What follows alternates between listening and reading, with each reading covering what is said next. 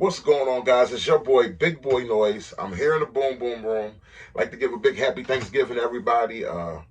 Yesterday, I enjoyed food, fellowship with the family and friends. Had a little something to drink. I just had a great time yesterday. I woke up this morning and yes, I ate a Thanksgiving plate for breakfast. And that was amazing too. Also did a little bit of looking online. There's some pretty good Black Friday deals going on out there as far as on ammunition and some red dots, some little deals. But anyway, today's topic, we're going to talk about the 10 types of gun guys. The 10 types of gun guys, okay? 10 types of gun owners, put it that way. 10 types of gun owners, let's go. The first guy is the owner only. This is the person who owns a gun. They never cleaned the gun. They own one gun, they never cleaned it. They never shot the gun.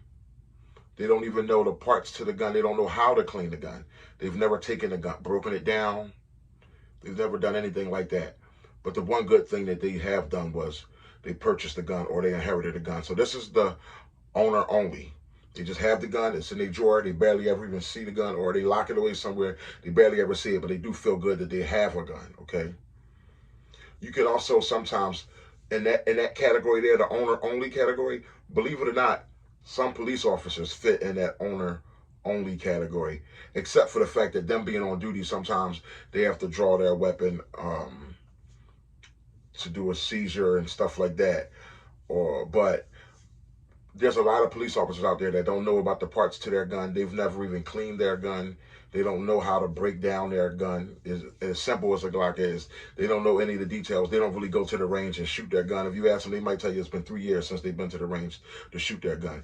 So some actual police officers do, that thing is just on their waist. It's just like something that they put on every day and go to work. It's just a uniform. Some police officers do fall into the owner-only section, the owner-only gun guy. Okay, 2, you got the ammo stacker gun guy. Now, this is the ammo stacker gun guy. He goes and he just has a lot of fun and enjoyment stacking ammunition. There's nothing wrong. We all need to stack ammo, but he stacks ammo on top of ammo. And the thing about his stacks is he never likes to touch his stacks of ammo. He never even wants to shoot a little bit. He's more intrigued with stacking ammo than he is with the actual firearm. So this is the stacker guy, the ammo stacker guy. And it's good to stack ammo. That's the strong point of the ammo stacker guy. He's got extreme discipline. But the only bad side about the ammo stacker guy is sometimes he stacks so much ammo and he thinks about it all the time, rather than ever going out and shooting his guns and just having a little bit of recreation fun. He stacks so much ammo and he thinks about the world ending all the time, or he thinks about having to use his 10,000 rounds of ammo. It's actually he thinks of scenarios where he would have to use 10,000 rounds of ammo. So much that he almost wants to have to be in a situation to have to use 10,000 rounds of ammo. So that's like the weakness of the ammo stacker guy. But that is number 2, would be the ammo stacker guy. The number 3 type of gun guy, the number 3 type of gun owner would be the builder, okay? The builder, he's the builder. He likes to get a gun and he just wants to dress it up. He gets the gun. He likes to dress it up. He'll spend more on the gun parts that he's dressing the gun up with than he spent on the actual gun itself. He wants to dress it up. He wants to build it. He's usually probably a handyman in real life, where he just gets he's the Mr. Lego man. He just likes to build it and everything like that. And he might take it to the range once or twice, but overall, he doesn't really care about shooting or really practicing. A lot of times, the builder doesn't really work on his technique and everything like that. He's more into the details that he could put on a gun than actually training and working on his own technique. He's more into the details, and he just gets his fixation out of racking the gun, shadow shooting the gun, pointing the gun after he got all the things, just gazing at the gun, staring at the gun after he dressed it up and built it and how nice it is. He gets more enjoyment out of naming the gun's parts. That he got this from Armored Arms, and this is from Daniel Defense. The charging handles from Daniel Defense. The slot lock is from Armored Arms. I'm just making up names. He just goes into this zone. The upper is Palmetto. The lower is Maxim, blah, blah, blah. The grip is from Maxim Defense. This scope is, it just goes on and on and on with the builder guy. And he just likes to hear the sound of the gun racking, the mag slide, the pushing the mag button. He's the builder guy. He's the builder, the dress it up guy. Okay, that is number 4 type of gun guy. I'm sorry, that's the number 3 type of gun guy, the builder. All right, number 4 is the gun critic. Now, he's the gun guy who is going to find something wrong with any gun in the world, okay? He could pick up a Glock, he could pick up a handgun, and the gun could run through 2,000 rounds flawless. But he could say, he'll be talking about the Glock, like say he's saying, or a pistol, any pistol. This is a beautiful pistol that Sig brung out, and it shoots, man, it's 2,000 rounds, it shoots flawless, and it's pretty ergonomic. The only thing, I swear, I wish they didn't put this stupid, and the way he'll get into the one small detail, he'll say, I wish they didn't put this stupid magazine drop button. I don't really understand what they were thinking about the magazine drop button protruding out of the firearm. I don't know if they want you to drop your magazine during combat by mistake, or do they want to just scrape off my thumbnail with these deep engraved ridges. I don't understand the reason for that, Sig. You guys got to explain that to us. Other than that, the gun is great, but that's such a stupid flaw. It's a really big, bad enough flaw. It's a bad enough flaw for me to actually sell this gun and get a different gun. That's the gun critic guy. I'm telling you, there's nothing he can't find to criticize on any type of gun. And that's because, I mean, at the end of the day, there's nothing perfect. All guns were made by imperfect people. So how are we going to find a perfect object when mankind himself is imperfect? All right, that's a whole nother tangent. Okay, number 5, the 5th type of gun guy is the you can't afford my gun guy. You can't afford my gun guy. Okay, you can't afford his gun. Okay, he's usually the guy that owns a staccato, a really nice staccato. He might have 4 staccatos, you know what I'm saying? He knows that you just can't afford his gun. I think he gets a kick out of the fact that, or not that you can't afford his gun, that you're not willing to spend the type of money that he's willing to spend on his gun. So he shows it off. It does get you. You sitting there looking at the video, you're like, man, that staccato is nice. And then you look at the price point, you're like, $3,000 for a pistol? You're like, nah. But then you're looking at it again, you're looking at his video, he's got the red dot, just like MRI, he's just got the thing, it's just so beautiful. And you know, he's like, look how he's taking his pinky and he's like, he's making a slide just rack with his pinky.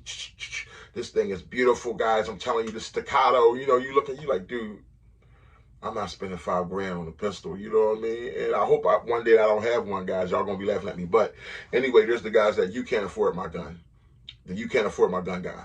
And sometimes you'll also see him, he'll be the guy with like a rocket launcher, like a grenade launcher, some things that you just don't see in a normal person's gun room or in their gun collection. He's the you can't afford my gun guy, and he knows that he gets a kick out of having guns that you can't afford. Okay, and in some cases they'll even let you know, you're not going to get this at this place. You got this special place, and they like the rigmarole of what they had to go through to get the rocket launcher, the paperwork they had to fill out, and everything like that.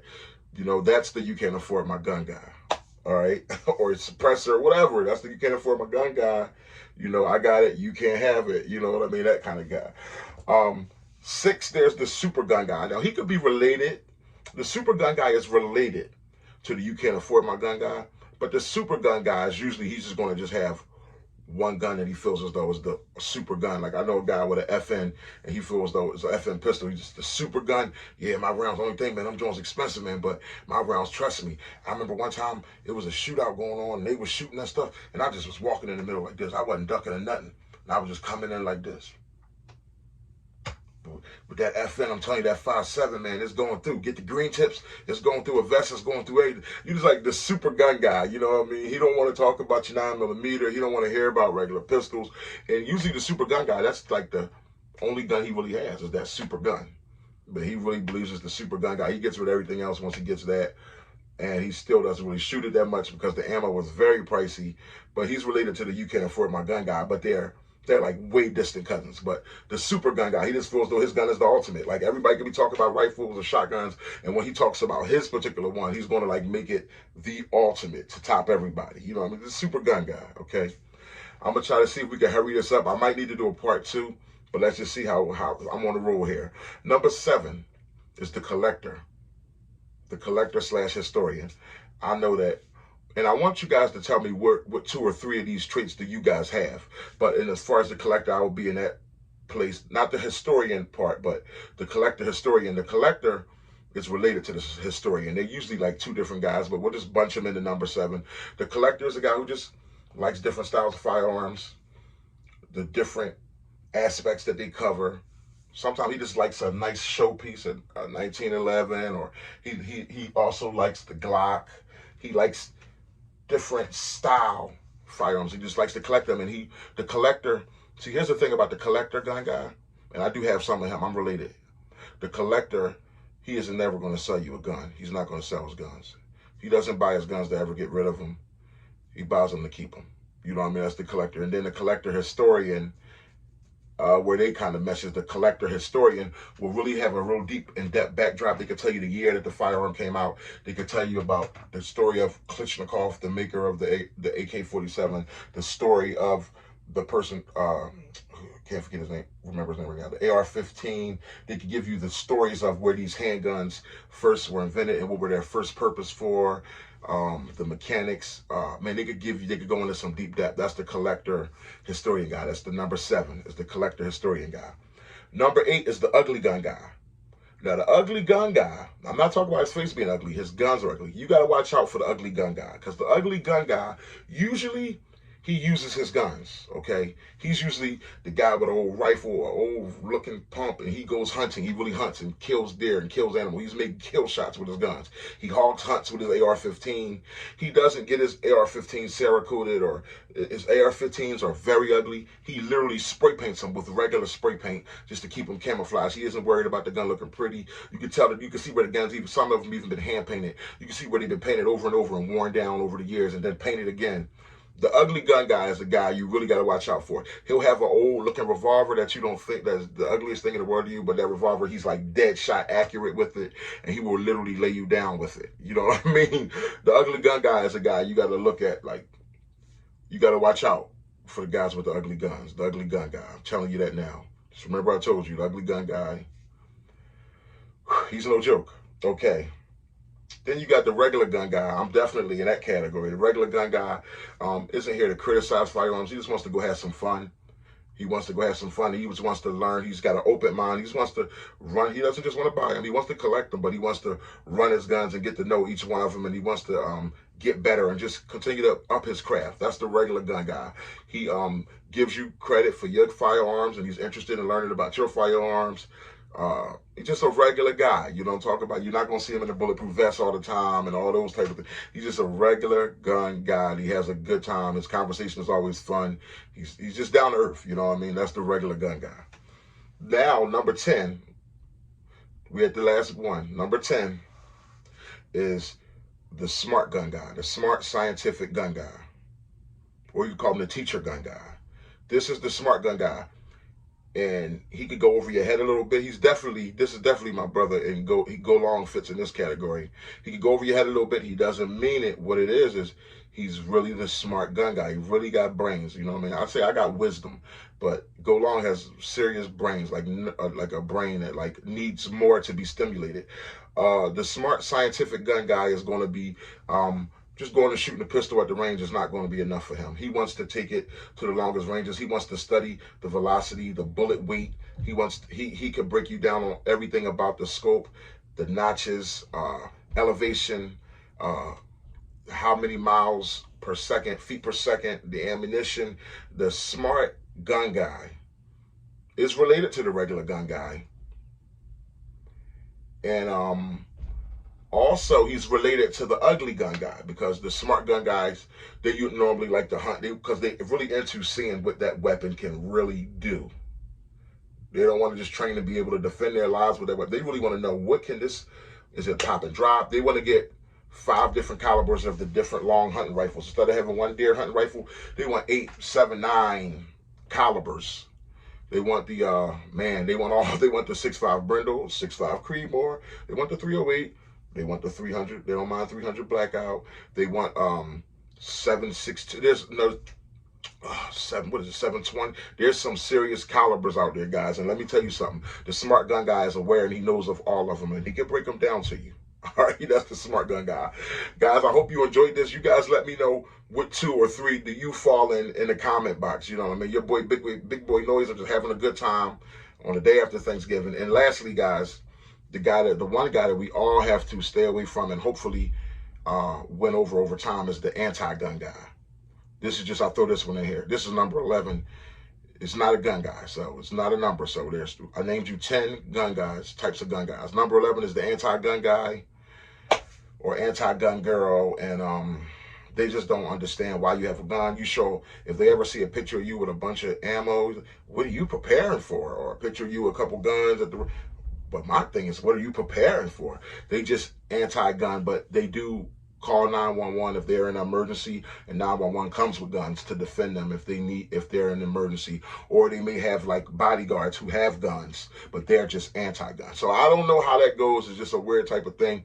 But one thing we did see when COVID happened in 2020 and all the riots and all the home invasions, when stuff really hit the fan and it really got scary, okay, a lot of people that were the anti-gun guy became gun guys. And so that's why us gun guys got to stay around, stay willing to teach them and educate them on firearms once they come around. I got some friends. I got one friend who I beg, dude, please get a firearm to protect your family. And you're going to see me do a video with some people I'm going to take to the range and just encouraging them to get their first firearm and stuff like that. You're going to see a really interesting video because I was talking to some coworkers and I didn't realize that some of these guys didn't even have one firearm to protect their families with. So I think that's going to be an interesting video when I get them together and get them to the range. That'll come in the future. But beware the anti-gun guy. But like I said, those anti-gun guys became gun guys when COVID hit. The sad part about it is they had to pay 3 times as much for firearms when the firearms were selling out. Gun stores, the lines were wrapped around the blocks. Y'all remember seeing it all on the news when COVID hit. So let's continue to be there, be positive, regular, down to earth gun guys. I don't mind where you fall in this, because the one thing these 10 gun guys have in common, the one thing they have in common is the word gun. They all own a gun, and it's just smart to at least own one gun. So all 10 of these types of gun guys have one thing in common: they all own a gun, and that's very important, guys. Until next time, your boy Big Boy Noise.